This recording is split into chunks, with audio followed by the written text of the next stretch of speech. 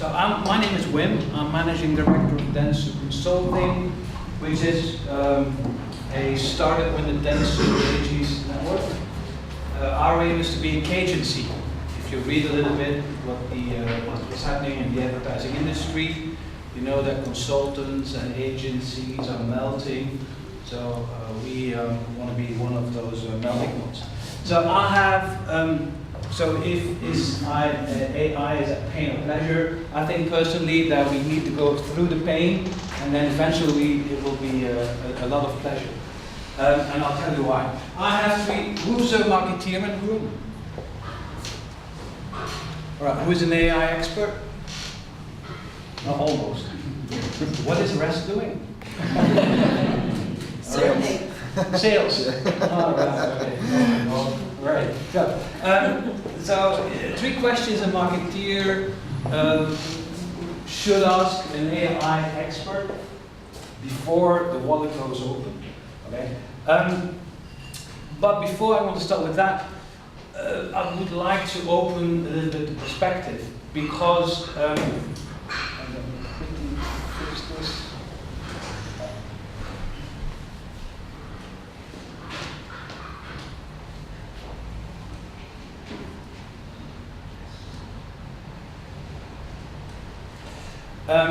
Because of course. we didn't. No.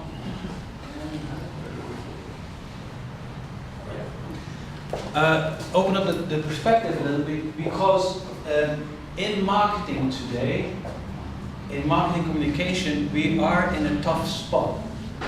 When you look at the data, and the data I'm going to show you comes from the IPA, which is data from case studies since 98, right, till today. If you look at the effectiveness of what we're doing on brand building and on sales, then this is how the effectiveness of our campaigns looks like, right? So that's bad news, you know, because that means that we are investing a lot of millions into campaigns that weaken our brands, hence lower our sales. So that's a bit of a tough spot to be in, right? And it's weird because we've never had such an access to data. We've never spent that much money into digital. So you might want to ask yourself, how come? You know, how come? And there's a lot of, as you said, I wrote a book about it. There's lots of stuff going on. It's not digital, it's here, you know. It's we as marketeers are doing things pretty much in the wrong way. And basically what it is so we sort of forgot how to do things. Because of a lot of reasons. I'm not going to go into that because that's another presentation. But if you look at how marketeers, how CMOs are spending their money on getting their people up to speed, so the knowledge investments, this is what happened. So, so this is the change in investments, right? So from 2013, 2018, so investments in external consultancy is going up. All right, investments in research and insights is going down, which is pretty weird. And then money for internal training is going down, and that what's increasing is the how-tos. How do I do marketing again? All right. So how do I do? You know, which is crazy. Okay. So something happened since 2008 when we sort of forgot what our job was and how to do our craft, which is crazy. So there's a number of things happening. A lot of marketeers are now looking for solutions, and one of those solutions is looking at communication models, the strategy, the communication model that you use to connect with consumers. And here's a little, this is one of the newer communication models that outperform the existing communication models. So we've called it the Type-4 communication model. On all the important business criteria, this model outperforms all the existing models. All right, if you want to know more about it, I wrote a book, there's a book. All right. So that's one thing, commercial break over. So that's one thing, all right?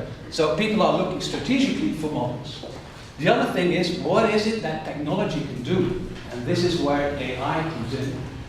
But it's difficult. If you're an AI expert and you're going to go to a marketeer, you have to understand that that CMO, if he has a little bit of gray hair, that CMO will see AI as one of those software things that he needs to think about because he needs to have a tech stack, you know? And he will be, and chances are that if you're going to talk to a CMO on AI, then you will get this face. Oh no, right? And this is, I think, what we need to do. We can't hide this thing. You know, AI for the moment is overhyped, just as big data was a few years ago, just as Second Life was hyped, what, 17 years ago? You know? We can't hype it because if you hype it, if it's overhyped, then this happens. Colgate brings out a toothbrush and it says it's a smart electronic toothbrush with artificial intelligence. And you're like, no, you know, I want to be in that room when a guy decided to present that to his CMO. We're gonna, you know, probably it's a premium toothbrush, so we need to invent something. Let's call it artificial intelligence. People will adore it. Okay, so what we need to do, I think, is in marketing, is to sort of really understand what AI can do today and what AI cannot do today. As a discussion that Buser just started, there's indeed three sort of ways. For the moment, here today, we are at the narrow AI, all right? This is machine learning. I'm not going to explain it. You guys explained already. Then we're going to go to the general AI, when a machine can perform any task a human can perform. And then we may or may not go to super AI, when machines basically, when this happens, then you know that super AI arrived. Of course, today we're here. All right? So if, as a marketeer, you want to understand what AI can do, that it is machine learning, right? And the only thing that machine learning can do is point it at a very specific problem. So AI today cannot change the world. AI today, you can point it at a specific problem, and maybe or not, that problem, AI can solve that problem more quickly and more deeply than a human can, because, as you said, humans, you know, can't digest the same amount of data as a machine can. Right? And that's basically it. You know? And you experts can contradict me if you want to, but I think that's it. So we need to get the hype out of the door, and we need to decide that, you know, this is what AI can do. And then if you're a marketeer and you're a CMO and you think, you know, you look at the efficiency of what you're doing, then of course there's three things that you think of if you want to solve specific problems. The first one is, please do something to increase my campaign effectiveness, because I can no longer go to my CMO saying, for the 10th year in a row, you know, I didn't make my number. You know? It's difficult, all right? The second thing is, we have such an amount of data and no insights, you know? So we need to figure out how to go deeper in the data and figure out what the really actionable insights are. And the third thing is, for your marketeers in the room, you are now on your RF2, and forecast for Q2, and you know what's going to happen. Your CEO will ask you to cut costs, which always happens. All right. So the team member that you want to hire, maybe it's not going to happen. Okay. So first question. All right. First question. How can you improve effectiveness? That's the first question you want to ask an AI expert, all right? The effectiveness is broken. How can AI help me to improve the effectiveness of my questions. All right? And you have things like Albert.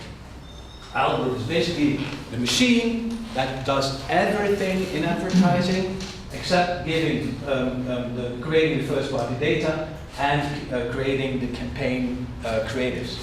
Right? All the rest, Albert is doing.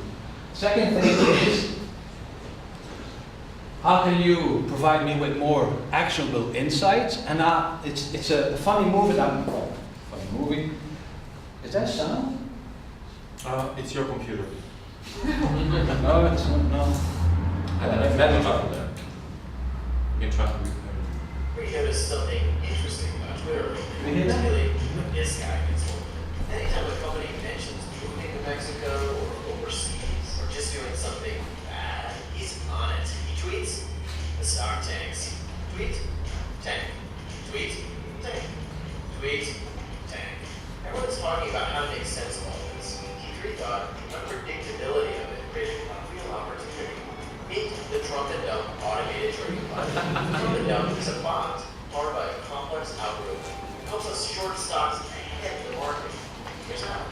Every time he tweets, the bot analyzes the tweet to see if a publicly traded company is mentioned. Then, the algorithm runs an instant sentiment analysis of the tweet in less than 20 milliseconds. It figures positive or negative. A negative tweet triggers the bot to short the stock. Like earlier this month, his Toyota tweet immediately tanked the stock. But the Trump and Dump bot was out ahead of the market. It shorted the second after his tweet. As the stock tanked, closed our short, and made a profit. Huge profit. Oh, and we donated our profits here. So now, when President Trump... See, that's actionable. It would be great if with all the data that we have from social, if we would be able to do stuff like that, right? CMOs would very much like that, okay?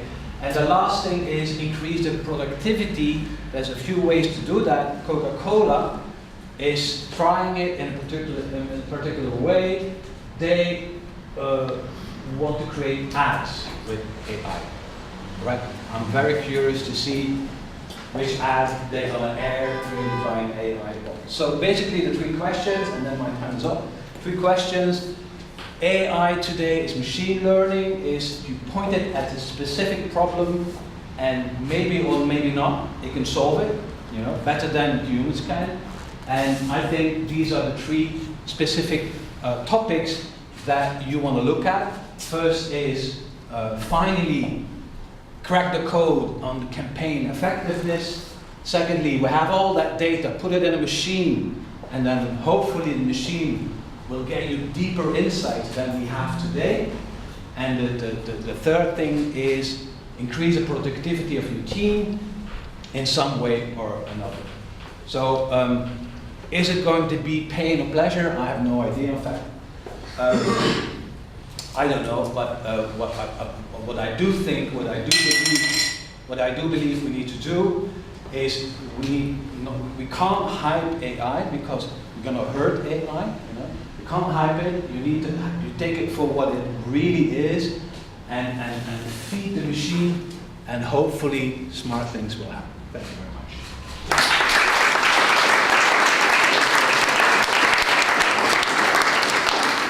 Still have time for one question for Win whilst I'm setting up the computer again for the presentations. There is one question in the room. Actually, I have a question. Okay. We speak a lot about gains in productivity. What about gains in quality?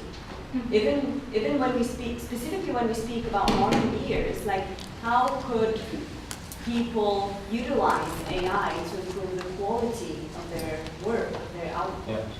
I think the quality effects are in the insights. I'm not sure the quality effects will ever be in the creative field. Because as you guys think, I don't think it will be a long time before a computer will be the really good creative at doing his job. But there's much to do about the exponential insights. That's really what we need. I think that it's always a matter of the person working or being enabled further by the machine rather than. Thank you, Win.